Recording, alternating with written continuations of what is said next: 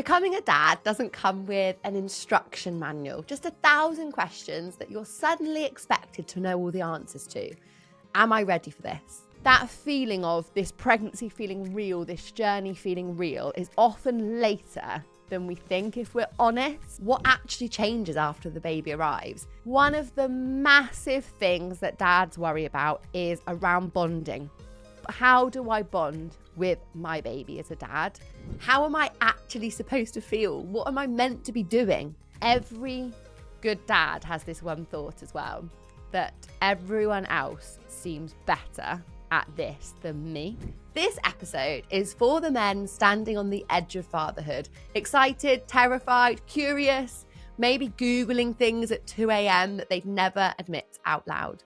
On this episode, we're going to tackle the real questions that new and expectant dads ask, but rarely get the straight answers to, from pregnancy and birth to relationships, mental health, and figuring out the kind of father that you might want to be.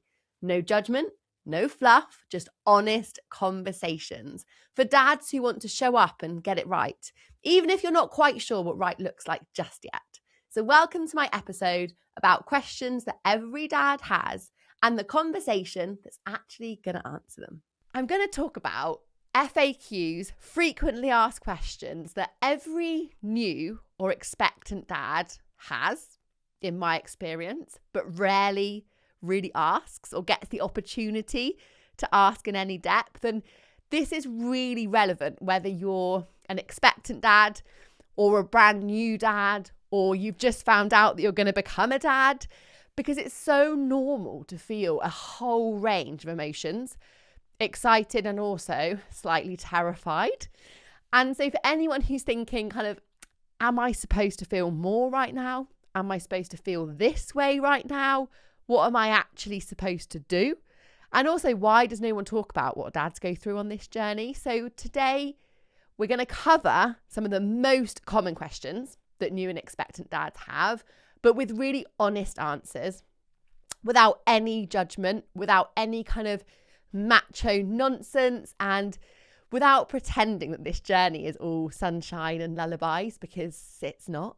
It's wonderful, but it's got as many highs as lows, as challenges and bumps in the road as well, and that's all part of it. So let's get into it, and I'm going to break these into pregnancy, labour, and then like new baby stages. So to start with, before baby arrives, that pregnancy stage, when does it feel real for dads? And I think, in short, that feeling of this pregnancy feeling real, this journey feeling real, is often later than we think, if we're honest. Now, for many dads, pregnancy can feel kind of abstract, especially to start with. There's not necessarily a physical reminder happening inside your body. And although logically you know it's real, you may not necessarily feel it yet. Now, for some dads, it will click perhaps at the first ultrasound scan, maybe when they find out the gender of your baby, maybe when you feel the first kick, or sometimes not until your baby's actually placed in your arms, and that is okay. That delay doesn't mean that you're cold or you're broken or you're detached. It just means that you're human. And when you can't feel or see your life change just yet, it can feel kind of abstract. And there's not a wrong or a right way to feel at this stage. I think we talk a lot about women not having to feel a certain way about a pregnancy experience, but we often don't validate that same emotion for dads, and it is exactly the same. And it can naturally find that things click that little bit later, and that's okay. Another question I get asked a lot by dads is, and I love this question, what can I actually do in pregnancy? What can I actually do? Feels like all the stuff's happening to the woman. Perhaps all the appointments feel really directed to the woman, and you're kind of there like, well, what's my role? Where do I fit in this jigsaw piece? But you can, as a dad, do a lot more in pregnancy than you think. And dads really matter a lot before birth. Now, obvious things like going to appointments whenever you can, but also learning about birth and recovery, learning about the changes that are happening in her body. It gives you that depth of understanding, but also means that you are equipped for the journey ahead. We often forget that things like birth trauma impact dads just as much as mums, if not more sometimes. So it's protective of everybody when you are educated about birth and you have expectations for what the postpartum might look like, what that recovery journey might look like. So you're not kind of taken off guard when you land in that period of your life. And then either handling or, depending on your relationship dynamic, kind of being involved or interested in some of those logistics.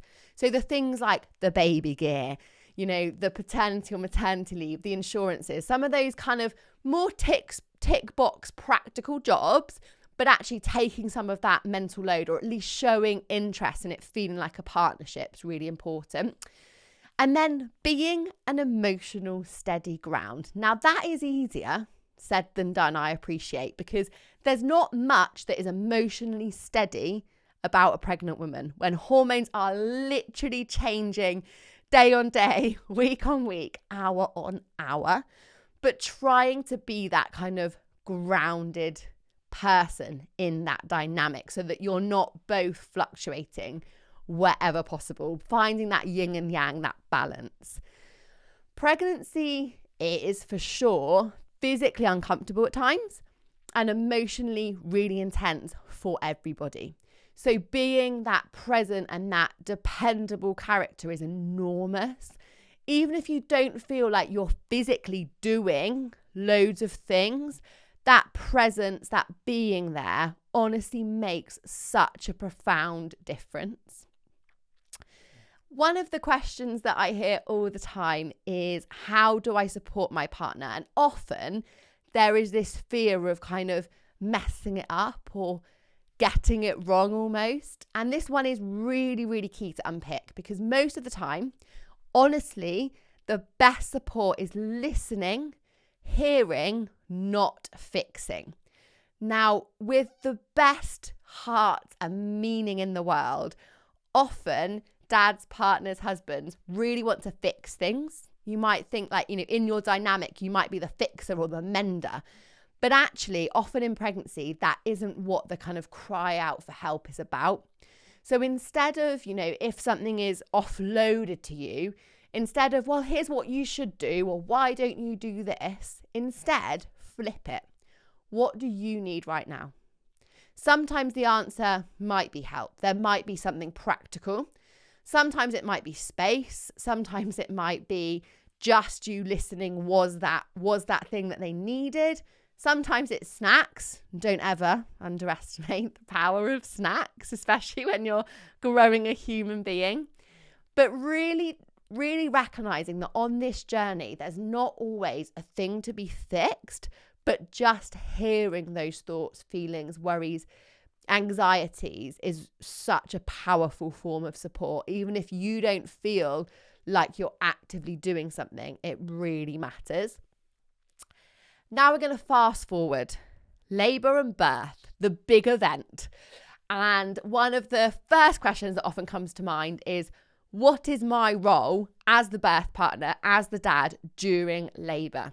Now, if we could summarise it into one thing, I would say you are the calm anchor. There is lots of unknowns, whether that's the room, whether that's the people, whether that's the experience, the sensations, timings, so many unknowns. You are the known thing. You are the thing that she knows, the anchor that she can come back to, the person that will make her feel calm even amongst so much uncertainty. So you are this calm anchoring role. Your job, thank goodness, in this year is not to be a lemon in the corner or just kind of be there at the end and watch the baby come out. You have such an important role. You're the advocate. You can keep track of the basic things. You can offer reassurance, physical support. Again, that being there is so powerful. Staying flexible. So we don't want to think, well, this is our birth plan, so my job is to facilitate this birth plan. We know plans often change. So being flexible, but having had those in-depth prior discussions together so you know what that flexibility is going to look and feel like. You do not need to be perfect. I have seen so many birth partners, so many dads. There is no such thing as perfect. You just need to be present. By being present, by her just knowing you are there, you are being that calm anchor, is so, so powerful. And just like mum, you need to practice, because I promise you, nothing feels as awkward as telling someone to breathe, for example, when you've not talked through it before, when you've not actually done it before. Also, nothing as a birth partner feels as odd as practicing breathing without an actual stimulus to breathe through, to kind of figure out whether it benefits you guys or not. So this is where I really recommend, as dads and birth partners, you get a step ahead, because your role in labour is big and it can make a really big difference. So what we want to do, what we want to be proactive in, is finding out what techniques will work for you and your partner. So trial them out, but we want to trial them out with an uncomfortable stimulus. This might sound controversial. We want to do it safely, so I recommend using ice cubes. So ask your partner to hold ice firmly in her hands against her skin. We're trying to create a discomfort. I'm not suggesting that holding ice is equal to the pain of a contraction by any stretch of the imagination. But what we are trying to do is just give some kind of discomfort sensation.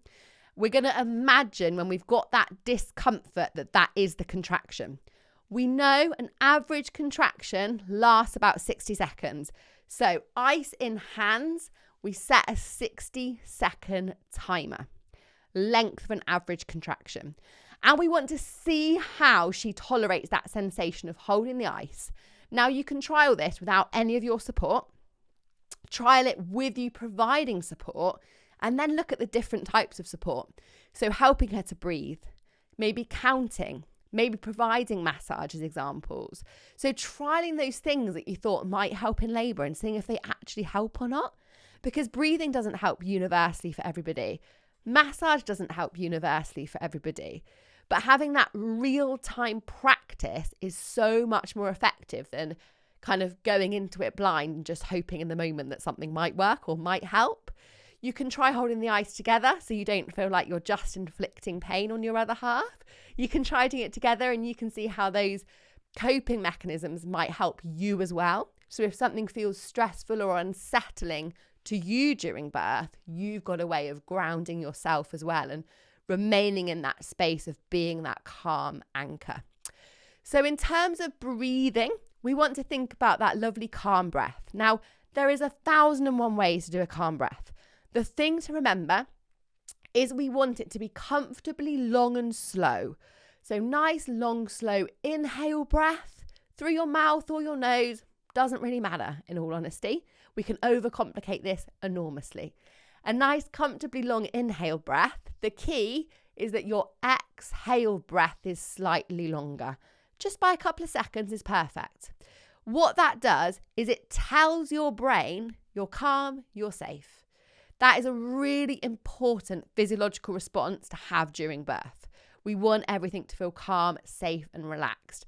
So the whole point of that breath is nice, comfortable inhale and a slightly longer exhale. So that's the breath that you can practice with the ice. The other thing that can work really effectively, it's more active. And it might be during birth, you switch between the two. That can work really well too. So counting. Now, counting is a lovely technique. You want to have eye contact. You want to be close and connected. And what we need to understand for counting to work is that a contraction lasts on average 60 seconds. But it's like a bell curve. So it rises in intensity, it peaks, and then it filters off. So we have about 20 seconds of rising, 20 seconds of peak, 20 seconds of it filtering off. So when the contraction starts, you begin your count. Your partner then knows in her brain, if you've practiced this and communicated it, that she's kind of doing like mini mind games, which is what a lot of coping in labour is about, to be honest. So 20 seconds of, okay, the contraction's building, 20 seconds of, let's go, this is the peak intensity, and then 20 seconds of, okay, things are easing off, we're going back to a baseline, I can do this. Real-time practice is so beneficial and so important and is absolutely part of your role, and it's going to make you enjoy it more as well, because otherwise contractions start, you're kind of thinking, oh, let's try this thing or let's try that thing, but you're not really sure what might work, what might be beneficial, how to do it. If you've had all of that prior communication, it is so beneficial to everybody. Don't be afraid to write things down either. There's no prize for remembering all the things that you were going to do or the things that were helpful. Just write it down. If it's 2 a.m, being able to just quickly have a look at your phone and think, right, these are the things I was going to do. Perfect. No one's going to judge you for that. That doesn't matter. You know, it's much more important you have that safety net and you feel calm and regulated in yourself. Otherwise, it's impossible to be that calm anchor to her. Let's move on to the baby's here bit. So the newborn stage. We've done pregnancy. We've done labour. The baby has landed in your world. One of the massive things that dads worry about is around bonding. How do I bond with my baby as a dad? The key thing to remember is that bonding happens through doing. It is often not an instant magic, and that goes for mums and dads. Really nice bonding moments or opportunities can come up with things like skin to skin. Skin to skin for dads is amazing. It's not just a mum thing. It's not just a breastfeeding thing. You can absolutely have skin to skin with your baby as much, as often, as frequent as you like. Singing, reading, talking to them. Remember, if you have been talking to Bump, they will hear your voice. Your voice can be a beautiful comfort when they're born. Bath time, you can even co-bath with your baby, taking them for walks. You can have them in a baby carrier or in the pram, doing a little bedtime routine together, baby massage. There are so many things. And it's okay if you don't feel that rush of oxytocin or those fireworks immediately. It's so normal. No one talks about it because there's so much stigma and judgment that we should feel it, but it is so normal. And love often builds quietly, and sometimes you need to take action to kind of nurture it as well. It might not just happen automatically. A big myth we have to bust around bonding is that you need to feed your baby to help you bond with them. You do not, as a dad, need to feed your baby to be able to bond. Adding a bottle in, whether it's breast or formula milk, can work so well for lots of families for so many different reasons, but it is not the secret passage to bonding. And what, to be honest, in today's society we often overlook is the fact that for you to give a bottle when mum's breastfeeding often requires her to put in more work, because it adds in the load of cleaning and sterilising bottles, maybe pump parts. She has to take the time to express for you to then put into the bottle to then feed the baby. And I know sometimes we think if we just add in a bottle, it will lessen the pressure on mum or support you to bond. But honestly, that is a myth. If a baby is breastfeeding, then yes, you cannot breastfeed them. But that is only one small part of their care needs. You can bath them. You can have skin to skin with them. You can go for walks. You can wear them in a baby carrier. You can read, sing, play, massage, do so many things.